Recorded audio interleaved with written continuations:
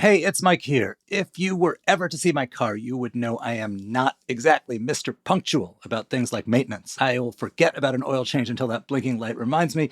So I guess Car Care to Go is designed for folks like me, and I suspect it's designed for a lot of the folks who listen to our show too. You make an appointment, they show up, pick up your ride, and bring it back a few hours later with the oil changed, the wipers replaced, and the seats tidied. They are accessible all over DC. Instead of sitting in a waiting room drinking bad coffee, why not sit at home and drink your own coffee while they do the work? Get your first synthetic oil change for just $20.23. Get it? That's 2023 with the code FIRST20. No catch. Any make or model. Sign up at carcaretogo.com. Today on CityCast DC, bears. They have been spotted in Rockville, Hyattsville, Arlington, on Roosevelt Island, and in Northeast DC's Brookland, where neighbors called animal control about a bear they named Franklin after the street where he was found roaming. Lauren Crosshead from the Humane Rescue Alliance is here to explain why the bears are hitting urban neighborhoods and what to do if you see one.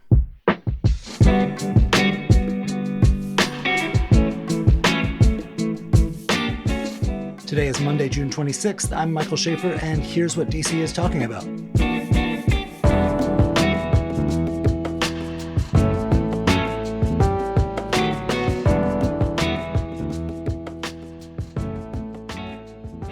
Hey, Lauren. Hi, how are you? Good. Thanks for being here. Yeah, thanks for having me. So there have been like a bunch of bear sightings across the city and the inner burbs in the last little while, including Arlington and Roosevelt Island last week, in Brookland and Northeast DC earlier this summer. Why is this happening? Why are these bears coming? Yeah, sure. So we've had the two, and the last one before these two, it was about a decade ago. So in terms of frequency, we have seen an increase, and we're in direct contact with Maryland DNR with response to the two bears that were within our jurisdiction, and they've seen an increase in their area. So this time of year is pretty typical for males to sort of venture out on their own if they're being sort of kicked out by mom to live on their own, but also bears that are searching for mates. This is the time of year that they would sort of look for those mates and explore new territories. Right, but bears have been getting kicked out by mom and searching for mates since time immemorial. Why are they now doing so, or why are more of them doing so in the burbs and even in a couple cases in the city? I don't know that I have an answer. Overdevelopment or even improving green spaces within cities could be the reason why we're seeing more of them. Like I said, it was just the two, and we assume that they were passing through, which is pretty typical for bears that are searching for new territory. And they got a lot of press coverage. It could be that, there's bears all the time that don't necessarily get reported and they sort of fly under the radar in less populated areas. So what kind of bears are these? These are black bears. And so within the hierarchy of bear terror, where do they They're stand? the lowest. They're the lowest. Yeah, they are usually, I mean, the two that we saw in the district, one of them, we have photos of it running as quick as it could away from the people taking photographs. And then the other one was running and then took refuge in a tree and tried to wait out everybody that had sort of gathered around to look at him. He was attempting to wait us out, but ultimately there was a lot of people that were around and he couldn't make a safe escape. So bears, I don't know if you know this, but they don't actually recognize city limits and political Right. They have boundaries. no, yeah. What do these incidents say about the bear population regionally in general? I mean, I would assume that it shows that there's an increase in healthy bears. I mean, if we're seeing them in areas that we don't typically see them in, usually that means that the population's increased. And has anyone been hurt in any of these bear instances, either in DC or in the burbs? Not that I'm aware of, no. Before this was even a city, before the development, was this area like bear habitat? This was bear country. Yeah. I mean, yeah, before people built up. Even now, they're found in majority of the continental United States. Are your colleagues like elsewhere in the country also seeing more bears in built-up areas? I don't know that I mean, there's definitely more news coverage. Like we saw articles from Allegheny County, and I have a hard time believing that they haven't seen bears in Pittsburgh, Right. Pennsylvania. So this is a function maybe of like people having cell phones to take video. Right. Yeah. And then also a bear in a headline. Now it's sort of people are looking for that sort of thing. So the Humane Rescue Alliance is a nonprofit organization, but it has the city's contract for animal control. Right. And I've availed myself of your services when there was a raccoon in the garage. Much less exciting. But when you get a bear, what do you do? Like, how do you get the bear, and then what do you do with the bear? So admittedly, I've only done this once. So with Franklin, it was a lot of parties that had to come in. We had to get permission to release him somewhere. You can't just dump a bear anywhere you want. It would be pretty cool if you could. Right. Well, it depends on where it is. But so Maryland DNR came out, and that's Department of Natural Resources for the state of Maryland. And so they identified a place that would be suitable for us to release that bear. That all has to be put into place. We have to have a way to transport the bear. You can't just sort of throw him in the hatchback of a car. So use Franklin as an example. The Franklin was so named because he was found on Franklin Street Northeast in Brookland. And a call comes in. Do they trap him? Do they put out a bunch of honey, and do they tranquilize him? What do they do to get him under control? Yeah, so I think with Franklin, normally if you see a wild animal out, unless it's sick or injured, right, the best thing to do is sort of give them space to sort of meander wherever they're going to go. Franklin was unique in that word about him got out very quickly. And so there was a lot of people gathering around. And so his ability to sort of get away unseen was taken from him. And so we coordinated again with Smithsonian, brought in a veterinarian and a tech that had background in bears. And then we had Maryland DNR, Department of Natural Resources, come in with a location that we could release them. They also brought their bear trap, which is also used as a transport cage. It's like a giant secure tube almost. I mean, because you're not going to put, like you said, a bear in sort of a dog cage to transport him. He was sedated, but there's also, always the possibility, excuse me, that he would wake up during transport. How did they sedate him? So we actually sedated him with a tranquilizer gun and a So you dart. shot him with the dart, but wasn't he in a tree?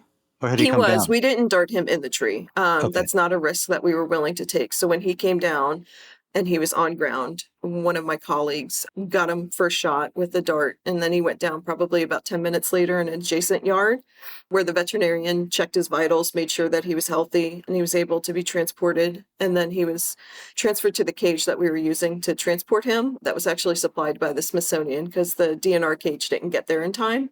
He was loaded up, vitals taken, he was monitored during the trip, and then at the release site, Maryland DNR, they tag all their bears and microchip them so that they know if they've dealt with them before. They age them, check their overall condition, and then he was given a reversal, which he woke up from probably about 10 minutes after he was given it, and sort of walked away. Where are they released? Like what part of the state? It's Maryland. They're not going to say the specific location just because they don't want people looking for them. But it was an area that Presumably was, someplace rural.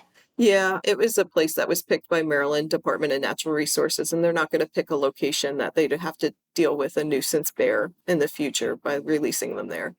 Do we know if Franklin from Northeast D.C. was the same bear that had been spotted a couple days earlier in Hyattsville, Maryland? We assume that he was, So Franklin was but moving. there's no way to know for sure. But just with the tracking that Maryland DNR was doing, they sort of saw that he was following a line of mulberry bushes that went from Maryland into DC and sort of like overshot into DC because, like you said, they don't know boundary lines.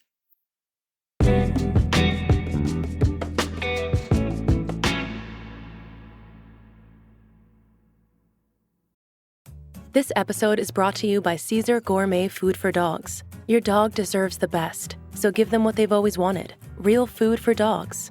Caesar Wholesome Bowls are made with real chicken or beef as the first ingredient, and fresh vegetables. Crafted with no artificial colors, flavors, or preservatives, Caesar Wholesome Bowls are great as a full meal, topper, or snack for your best friend. Pick up Caesar Wholesome Bowls in the wet dog food aisle at any major retailer near you. Caesar, love them back. What should I do if I see a bear like in my backyard or on my street? Yeah, so if you're in the streets of DC, the chances are it's going to be a black bear, and they are terrified of people. So you're going to want to give them enough room that you're not approaching them, trying to take a selfie with them. You can make as much noise if you're in your house and they're in your yard banging pots and pans. We call it like mildly haze them so that they associate noisy bad things with people. Typically, they're going to run away. But I mean, if you encounter a black bear on the streets of DC, they're usually going to run away. The two that we've had so far, like I said, one was running away and ran up a tree to get away. And then the other photographs we had from Roosevelt Island were of the bear running away. What about if the bear managed to get into your trash or inside your house? Yeah. So thankfully, it's not a problem that we deal with right now in the district. It is a good idea for all wildlife, like the raccoon that you dealt with, to secure your trash at all times. If a bear, in the unlikely event that a bear gets in your house, I would probably leave and leave the door open. What's the bear likely to do to the house? I don't know. I mean, I would imagine they would panic just like any other wild animal. So, Okay. a squirrel gets in your house, it's going to panic and try to get out. If you give them an easy escape, it's going to do less damage trying to get out, I would imagine. But I don't have any real professional background in getting a bear to leave a home. Wait, what about if you were like actually like on a hike in Rock Creek Park or someplace that is actually maybe a bear should be? Yeah, I mean, if you see a bear just making noise, giving enough space to go on their merry little way, it is rare that they will do sort of a charge. Generally, it's fake. It's to try to scare you away. You never want to run from them. Just sort of back away slowly and make yourself big and scary like the apex predator that you are. So you should like that's not an urban myth about like stretching out your arms and looking big. Yeah, no, I mean, you wouldn't want to like walk towards it, but if it's, if you're backing up and it's not going away and you're making noise and it's Right. not leaving, that would be your next step. And if you run, you're saying that could like kick in a prey instinct? Yeah, I mean, usually, with a dog, what do we tell little kids is to be a tree, stay still. But speaking of dogs, what if you were walking your dog? Usually the dog's going to scare your bear away or scare Okay. the bear away. Your dog should be on a leash at all times, right? And that's with any wild animal. It's going to protect your animal, your pet. Cats inside, dogs on leashes. What shouldn't you do if you encounter a bear? Approach it, try to pet it. I mean, it's a wild animal and it's docile and it's probably not going to attack, but why would you want to chance it with something so large that has the potential to do a lot of damage? With the bear that was in Roosevelt Island, Hmm. which for people who don't know, is has sort of a walking trail and it's undeveloped. Who encountered it? How was the bear spotted? So this is all secondhand information. My supervisor was dealing with National Park Service, but I believe it was visitors to the park and then National Park Police initially saw the bear. It must have scared the visitors. Not enough that they didn't take photographs, but yeah, I mean, it was probably a little shocking to see a bear on Roosevelt Island. Just as shocking as to, the people that woke up to a bear in their tree. And how do we reach animal control? Yeah, so we're available 24/7, and our line is 202-576-6664. Can you also get it through 311? Yeah, you can be transferred through 311. Lauren Crossett, thank you so much for being here. Yeah, no, thanks for having me.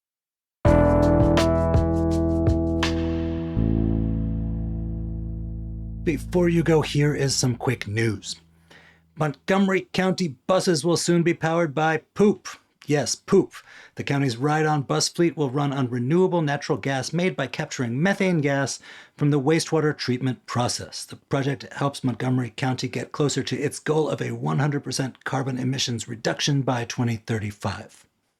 Also, the Navy has been illegally testing weapons in the Potomac for over a century. Well, that's what is alleged in a lawsuit filed this week by two environmental groups. The lawsuit claims that the Navy is violating the Clean Water Act by discharging pollution into the river without a permit. The Navy argues that the tests aren't significantly impacting the river's health. Finally, in more positive Potomac news, 62-year-old Kathy Brennan is kayaking the entire river alone. Her ambitious trip began in May, and this week she passed through the D.C. area. Brennan has kayaked the length of 5 other rivers and completed a 700-mile journey on the Northern Forest Canoe Trail. She hopes to finish up in around a week, naturally at the Chesapeake Bay.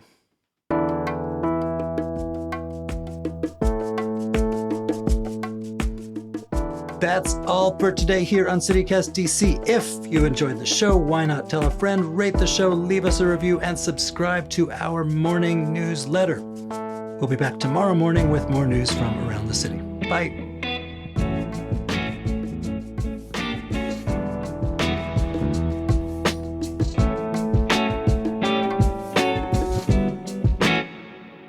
Wow, where's this line of mulberry bushes? That seems delicious.